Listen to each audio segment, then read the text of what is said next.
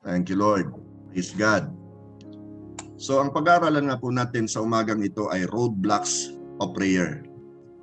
I'm sure lahat naman po tayo nagpe-pray especially sa panahong ito. Kailangan talaga natin ng prayer. Ang magandang balita po, ang Diyos naman natin ay hindi nagbabago. Ano po? Nakasulat po sa Book of Malachi, chapter 3, verse 6a. Ang Lord po ang nagsasalita nito. Ang sabi niya, I am the Lord and I do not change. So, ang Diyos po hindi nagbabago maging sa paglipas ng panahon. Siya ang Diyos who remains faithful to His words. Siya ang Diyos na tumutugon sa prayers ng kanyang mga anak noong Old Testament times at maging po sa New Testament times. And of course, siya pa rin po yung Diyos na tumutugon sa mga prayers ng kanyang mga anak ngayon. So, if you have accepted Jesus Christ as your personal Lord and Savior, God has given you the right to be His child. So magpasalamat po tayo doon. Ibig sabihin kasi, hindi siya nagbabago ang ating situation, ang ating circumstances, but the truth remains, God never changed. Napakarami po yung nagpapatotoo actually na talagang sinasagot ng Diyos yung kanilang mga prayers.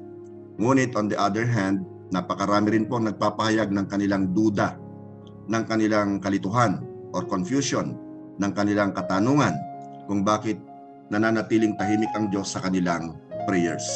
I don't know about you. Ano po? Minsan siguro tinatanong natin ng Diyos, Lord, bakit?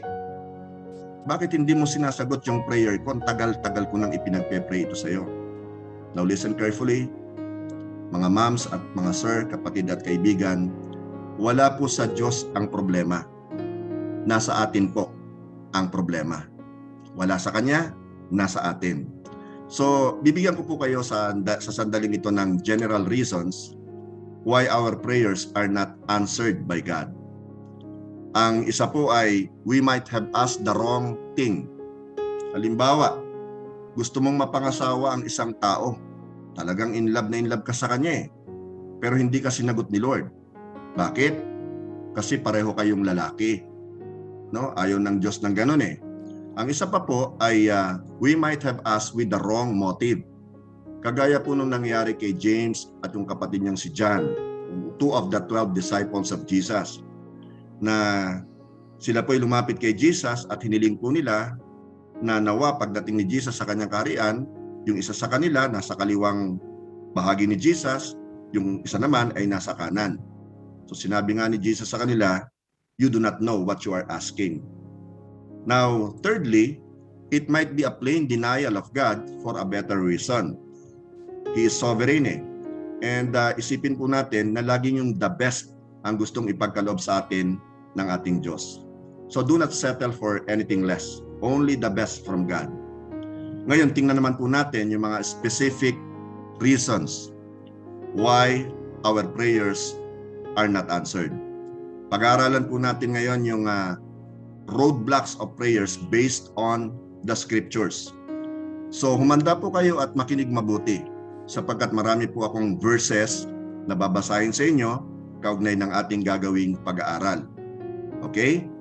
So ang number 1 po na roadblock sa ating prayer ay sin. 3-letter word na very powerful. Talaga namang pag ikaw ay nagtampisaw sa kasalanan, mamaya-maya, parang kumunoy na po yan na ikaw ay lalamunin. Ang sin po ang number 1 roadblock sa pagtugon ng Diyos sa ating mga prayers. Naalala ko nga po si Haring David dun sa Book of Psalm chapter 66 verse 18. Ang sabi niya po ay ganito, pakinggan niyong mabuti. If I had not confessed the sin in my heart, the Lord would not have listened. So dito maliwanag na sinabi ni David, kung hindi ko ipinagtapat sa Diyos ang aking mga kasalanan, kung hindi ako nag-confess sa Kanya mula sa aking puso, ibig sabihin totohanan, sincerely, the Lord would not have listened. Hindi ako pakikinggan ng Diyos. So ganun din kapatid, if we harbor sin in our hearts, the Lord will not listen. Iba po yung nagkasala, no? Iba rin po yung talagang namumuhay sa kasalanan. Kumbaga, hinaharbor niya na yung kasalanan.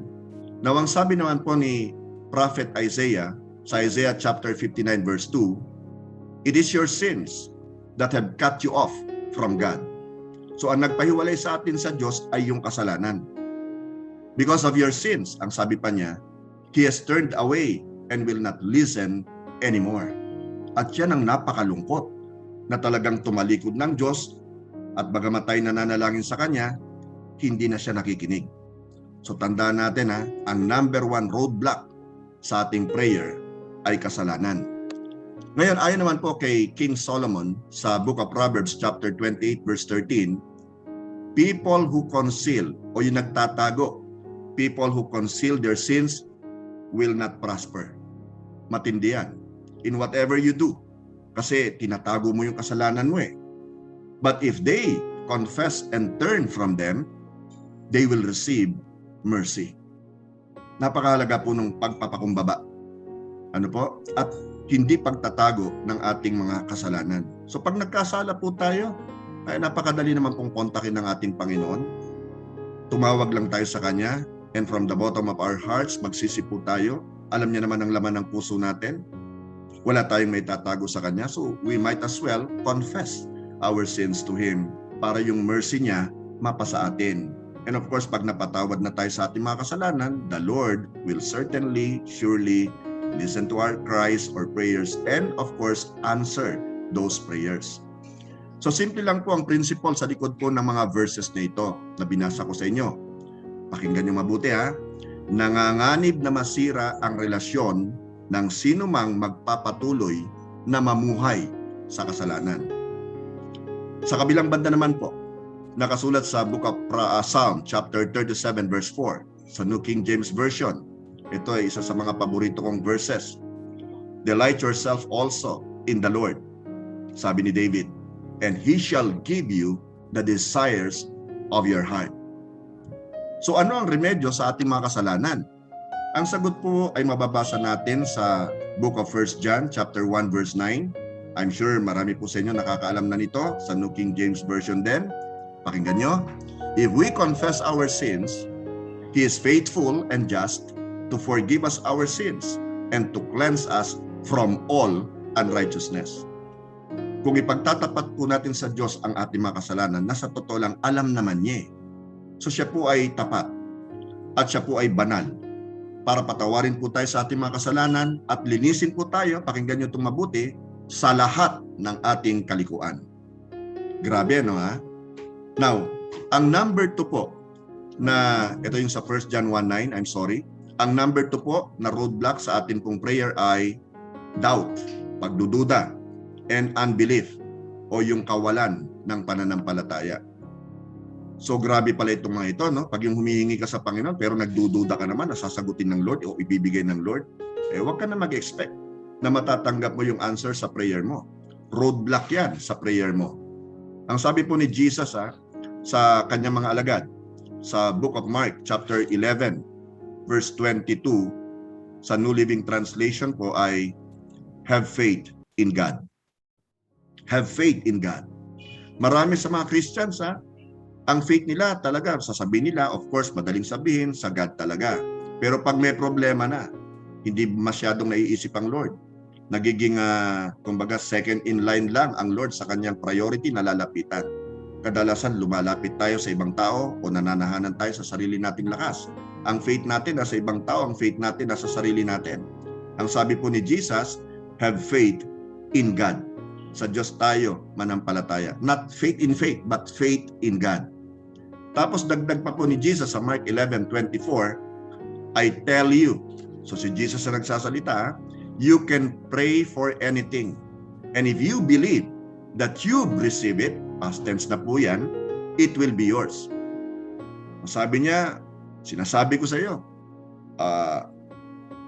kaya mong ipag-pray ang lahat ng bagay, anumang bagay, kung nananampalataya ka, na natanggap mo na ito, natanggap mo na, hindi matatanggap pa lang, mapapasayo ito. Napakahalaga po ng prayer of faith. Prayer ng walang pagdududa, walang pag-aalinlangan. Ano po? Now, nakasulat naman po sa Hebrews chapter 11 verse 6, and it is impossible to please God without faith. Gusto mong ma-please ang Panginoon? Gusto mo siyang mapangiti? Gusto mo siyang malugod sa iyo? Then, have faith in God. Why? It is impossible to please God without faith. Dagdag pa po, anyone who wants to come to Him must believe, kailangan manampalataya that God exists and that He rewards those who sincerely seek Him. Ngayon, sinabi naman po ni James sa book of James chapter 1, verses 6 and 7, ang ganito. But when you ask, pag mananalangin ka, pag may hihingin ka sa Diyos, you must believe and not doubt. Amen po ba? Dapat maging maliwanag sa atin yan. Na pag hihingi tayo sa Diyos, talagang confident tayo na yung hihingin natin sa Kanya, ipagkakalob niya. Of course, ang qualification dyan, dapat yung hihingin mo ay in accordance with His will, in accordance with His word, in accordance with His wisdom. Not your will, but His will. So, when you ask, you must believe and not doubt, because the one who doubts is like a wave of the sea, blown and tossed by the wind. That person, listen to this, should not expect to receive anything from the Lord. Grabe, no ha? Kaya huwag kayong magtaka kung halimbawa may hiningi kayo sa Lord, Lord, I want this promotion. Lord, gusto ko mag-succeed ako sa business ko, pero you are in doubt. Nga pala, meron palang pandemya ngayon, ano? Paano kung mapopromote nito? Paano kung magsasucceed sa business nito? Malamang malugi ako. Nag-doubt ka na. So, don't expect na marireceive mo ang hiningi mo sa Lord. Kaya just be sure, di ba? Na pag may hihingin ka, this is in line with God's word. Hindi ako magdududa dito. Hihingin ko ito sa pangalan ni Jesus. Ang sabi ni Jesus, anything that you ask the Father in my name, I will give it to you. Yun yung assurance niya. He will. He did not say, I might give it to you. I may give it to you. No. Ang sabi niya, I will give it to you. I-deliver niya po yun. Nakasulat po sa book of Mark na hindi gumawa ng himala si Jesus sa kanyang sariling bayan na Nazareth. Dahil sa unbelief ng mga tao. Kawalan ng pananampalataya. Doon po sa book of Mark chapter 5, chapter 6, verses 5 to 6, ganito po ang nakasulat. And because of their unbelief, He could not do any miracles among them except to place His hands on a few sick people and heal them. We must understand po na talagang will ni Lord na pagalingin yung may sakit. Kaya kung sino man po ang hanggang sa ngayon ay nakakaranas po ng sakit at karamdaman, kung ano man yung karamdaman nyo, di ba? Ay kayang pagalingin ni Lord yan Sa totoo lang, He is our greatest physician. Siya ang ating Jehovah Rapha, nang ibig sabihin po, God who is our healer. By His wounds, by His stripes, we are healed. I-claim natin yon. Yung 39 lashes na tinanggap ni Jesus, di ba? Yung sa paglatigo sa Kanya, lahat ng yun ay answer sa ating mga healing sa anumang uri ng sakit at karamdaman, including COVID-19. Always remember that. Si Lord ang magpapagaling sa iyo. Yung mga doktor, actually, siyempre, ginagamit silang instrumento ng ating Panginoon, pero limited lang, although na pag-aralan nila, yung kanilang ginagawang pagpapagaling. Pero si Lord, siya rin ang creator ng doktor Di ba? Siya yung creator nating lahat. He knows everything about us. Every detail of our lives, every atom of our being, alam ni Lord yan. Kaya, madali lang para sa Kanya, paghihingin natin talaga yung kagalingan natin. Kung sakaling may nararamdaman po kayo, hanggang sa ngayon, yung answer sa prayer natin. Don't ever doubt the Lord. Okay? So, and do not ever question Him kapag halimbawa, pinagpe-pray ko ito matagal na, bakit wala pa din?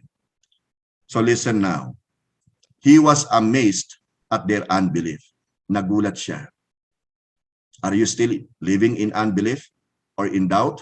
Don't expect na ma-answer ang prayer mo. So, you see, ang prayer na itinaas po sa Diyos in faith ay Kanyang ino-honor. Ang faith po ay pagkakaroon ng katiyakan at confidence na tutuparin ng Diyos ang Kanyang mga pangako. Pag ang Diyos ang nangako, alam naman natin hindi napapako. Hindi nagpapaasa ang Diyos, tinutupad niya ang bawat salita niya. Ang doubt sa kabilang banda po is being uncertain or unsure sa willingness at ability ng Diyos na sagutin ang prayer mo. Now, always remember that God is infinite and His power is without limitations.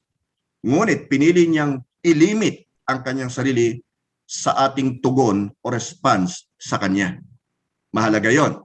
Okay? God seeks to demonstrate His power and strength in us. And, of course, through us.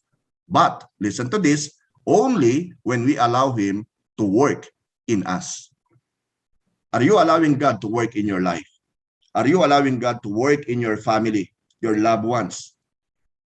Turuan po natin ang ating mga anak kung kayo po may mga asawa na. At yung mga nagbabalak po mag-asawa, pag dumating kayo sa puntong yon at nagkaanak po kayo, ituro nyo kagad sa inyong mga anak. Napakahalaga po nun. Para hanggang sa paglaki nila, hindi na po nila malilimutan ang inyong itinurong mabuting asal at mga biblical truths and principles sa kanilang mga buhay. So dadako po tayo sa third roadblock of prayer, which is actually inconsistency to God's will. Inconsistency. Ano po? Kailangan maging consistent tayo sa pagsunod sa kalooban po ng ating Panginoon. Now, sa context po ng prayer, ang simpleng kahulugan nito ay asking with the wrong motives. Nagiging inconsistent ka tuloy kasi wrong motive ka eh. Di ba? Gusto mo ipag-pray, gusto ko po maging manager ako ng branch namin. Gusto ko po maging milyonaryo ako, pero ang deepest reason mo kung bakit mo ipinagpe-pray yun ay para sa sarili mo lamang interest. Gusto mong sumikat, halimbawa. Gusto mong matanyag. Gusto mong maging powerful. Gusto mong mainggit sa iyo yung mga taong nakapaligid sa iyo. So, inconsistent na yon sa will ng ating Panginoon. Wrong motive ka na. Nakasulat po sa James chapter 4, verse 3, ang ganito. When you ask, humihingi ka, nagpe-pray ka, you do not receive. Hindi mo natatanggap. Why?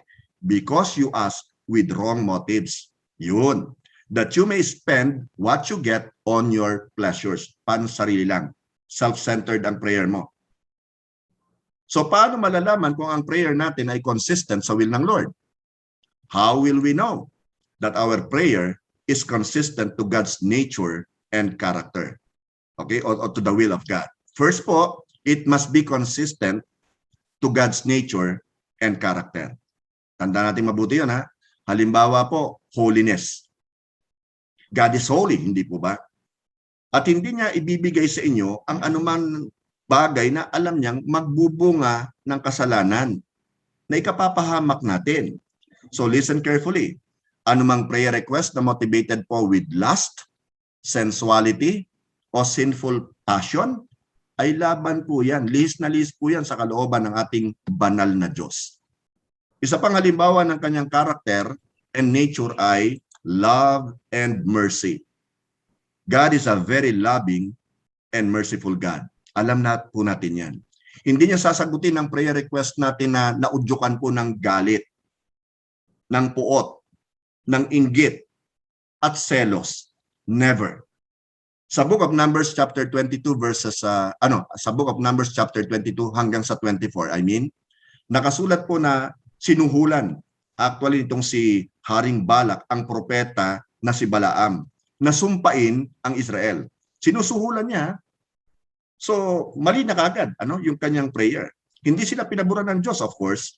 In fact, inutusan po ng Diyos si Balaam, yung propeta, na pagpalain ang Israel instead of i-curse ang Israel. Makikita natin na hindi po pabor ang Diyos na sagutin ang prayers na motivated na mga makasariling interest lamang. Second po, our prayer must be according to our needs. Our prayer must be according to our needs. Incidentally, alam naman po ng Diyos talaga lahat ng pangangailangan natin eh. Di ba? Nawang sabi po ni Jesus sa Book of Luke chapter 11, verses 11 and 12, which of you fathers, if your son asks for a fish, will give him a snake instead? Sino sa inyo mga ama? Although makasalanan tayo, di ba? Hihingi ang anak mo, halimbawa sa iyo ng isda na makakain niya, ang ibibigay mo naman ay ahas. Of course, walang right thinking na father or mother ang magbibigay ng ganito sa kanilang mga anak. Sa verse 12, ang sabi pa po, or if he asks for an egg, will give him a scorpion. Intindi naman ng magulang na ganyan, di ba? So, ang answer dyan, wala. So, malalaman kung ang prayer natin ay consistent sa will ng Diyos kung ito po ay laging kasama o kabilang po sa ating mga needs o pangangailangan. Kaya ito, alam na alam rin po natin yung nakasulat sa Philippians chapter 4 verse 19 kung saan sinabi po ni Apostle Paul, under the inspiration of the Holy Spirit, and my God, ang sabi niya, shall supply all your need according to His riches in glory by Christ Jesus. Yung Diyos natin, isusupply niya lahat ng pangangailangan natin. Pero ito po ay according saan? Sa kayamanan ng Diyos, sa kanyang kaluwalhatian, pero dinagdag niya by Christ Jesus or in Christ. So makukuha lang po natin yan if we are in Christ. Dapat na kay Kristo tayo. Kaya wala tayong aalalahanin. So kapatid, kaibigan, alam ng Diyos ang mga needs mo. Definitely. Kaya ipinapaalala ni Jesus sa kanyang mga alagad sa Matthew chapter 6 verse 32, for the pagans run after all these things. Of course, ang mga talata po or verses before this, yung mga Christians o yung mga mananampalataya ng Diyos actually nagwo-worry pa din sa kung ano ang kakainin nila, anong iinumin nila, o yung titirhan nila. Ito yung mga basic needs natin. Di ba? Ngayon, maraming nagwo-worry. Maging mga Christians, sa totoo lamang. Maraming mga Christians takot na takot ngayon sa COVID na hindi naman dapat mangyari. Because God, our God, is greater and mightier than and most powerful than COVID. Even cancer or any diseases for that matter. God, our God is powerful. Alam ng Lord ang need natin. So ang tanong po ito, what is a need? A need is something essential. Kailangan natin. A necessity. Gaya halimbawa po ng basic needs nga po, food, clothing, and shelter. Napag-aralan po natin yan tayo mga elementary pa. So let's talk about desires. What is desire? Ito po yung wishes natin. Ito po yung wants natin, yung gusto natin. Hindi na natin to need. Di ba? Well, these things are beyond our need, yung desires. Dahil sa ang Diyos po ay likas na mapagbigay at mahabagin, hindi niya po ipagkakait ang anumang mabuti para sa kanyang mga anak. And that includes you and me. Hindi po siya madamot kagaya ng tao. Di ba? Kung anong alam niyang makakabuti sa atin, ibibigay niya yan. Just like a well-meaning good parent. Ibibigay niya ang pangangailangan ng kanyang anak kung kaya niya. And nothing is impossible with God. So ano man yung pangangailangan natin, ipagkakaloob ng Diyos sa atin niya. Isinulat po nga ni James sa book of James chapter 1 verse 17, every good and perfect gift is from above, coming down from the Father of heavenly lights, who does not change like shifting shadows. Remember, yung binasa natin kanina, yung first verse, God will never change. I do not change. Yan ang sabi niya. Bukod po sa ating mga needs o pangangailangan, ipinangako rin po sa atin ng Diyos na ibibigay niya ang ating mga desires. Yung mga kagustuhan natin. Di ba? Aside from our basic needs. Kaya nga po nakasulat sa Psalm chapter 37 verse 4, and I say it again, delight yourself also in the Lord, and He shall give you the desires of your heart. Delight ka muna sa Lord. Di ba? Pangitiin mo siya sa pamamagitan ng pagtatrabaho mo ng talagang faithfully. Ginagawa mo yung mga tungkulin mo, yung job description mo. Nagdi-delight ka kay Lord noon. You are working not as if you are working with men, but you are working as if you are working for the Lord. Madaling mandaya sa pagtatrabaho Pag hindi ka na nakikita na yung boss, di ba? Madaling mandaya sa mga customers mo kung ikaw ay nagnenegosyo. Madaling mandaya kapag ikaw ay isang estudyante para ikaw ay pumasa lamang. Alam natin yun di ba? Pero hindi natin na de-delight ang Lord sa ginagawa natin ganon. So gawin natin kung ano yung kalooban ng Lord. So sa pamamagitan nun, nagde-delight tayo sa Kanya. Delight yourself also in the Lord. At ano mangyayari? Anong resulta nito? He shall give you. Ibibigay niya sa iyo lahat ng desires ng puso mo. All in accordance with His word, of course.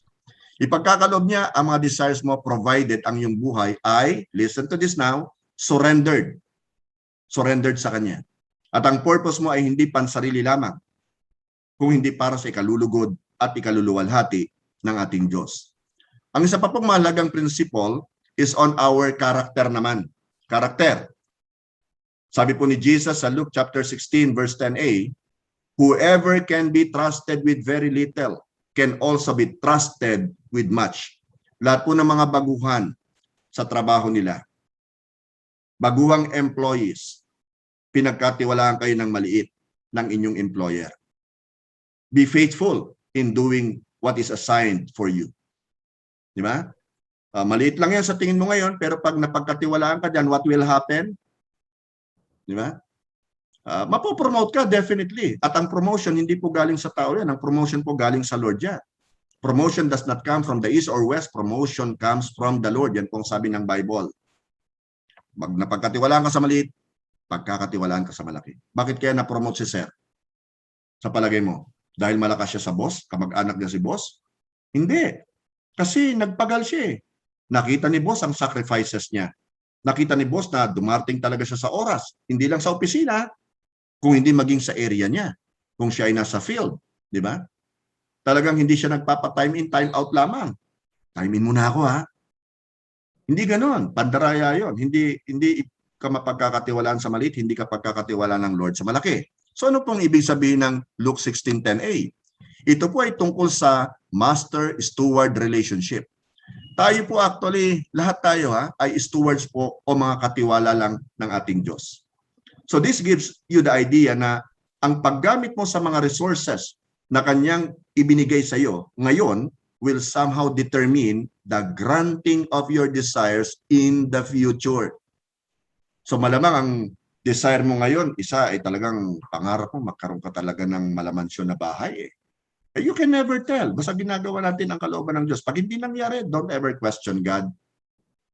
Ang problema hindi po sa Kanya, nasa atin. Okay, I'm sure may natutunan po tayo kung talagang nakinig po tayong mabuti. So, pwede na po ba tayong manalangin? Hallelujah. Heavenly Father, maraming salamat po sa napag-aralan namin sa araw na ito. Salamat po sa guidance at pagtuturo ng Holy Spirit sa aming mga buhay. Salamat din po, O Diyos, sapagkat patuloy mo kaming ginagamit, Panginoon, na pagpapala sa maraming tao. Salamat sa pakikinig mo sa aming mga prayers, pagtugon mo sa aming mga panalangin. At Lord, dalangin nga po namin na patuloy kaming manampalataya at magtiwala po sa iyo, na tanging kabutihan namin ang hangad mo para sa amin, para sa aming pamilya, sa aming mga anak, sa aming mga magulang, sa aming mga kapatid, sa aming mga kasamahan sa trabaho o mga business partners namin. Maraming salamat din po sa pagre-remind mo sa amin ng mga roadblocks of prayer na nagiging dahilan upang hindi po namin matanggap ang iyong mga kasagutan sa aming mga prayers. Mga hadlang na tulad po ng kasalanan. Lord God, continue to cleanse our hearts. Purge our hearts, my Lord. Make it pure and holy, my God. Hayaan mong lagi kami ma-remind sa araw-araw na dealings namin sa aming kapwa na kami po ay hindi magpatuloy sa kasalanan, bagkus ay iwasan po namin na talikuran namin ang kasalanan. Kagaya din po, Panginoon, sa roadblock na doubt and even unbelief, ang aming pagiging inconsistent po sa pagsunod sa iyong kalooban.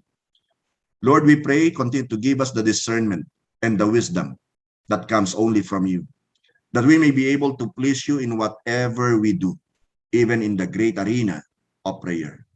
My God, all this we pray in the mighty name of our intercessor and great advocate, Jesus Christ, our Lord and Savior. Amen and amen and amen. The Lord bless you and keep you. The Lord make his face to shine upon you. The Lord be gracious unto you. The Lord turn his face toward you and give you peace. Kapatid, kaibigan, stay safe as always. Stay COVID-free. Huwag natin kalilimutan sa paglabas natin yung physical o social distancing. Always wear your face mask. Ano po? And of course, be strong in the Lord, especially nowadays, and in the power of His might. Glory to God po. Maraming salamat po sa inyo.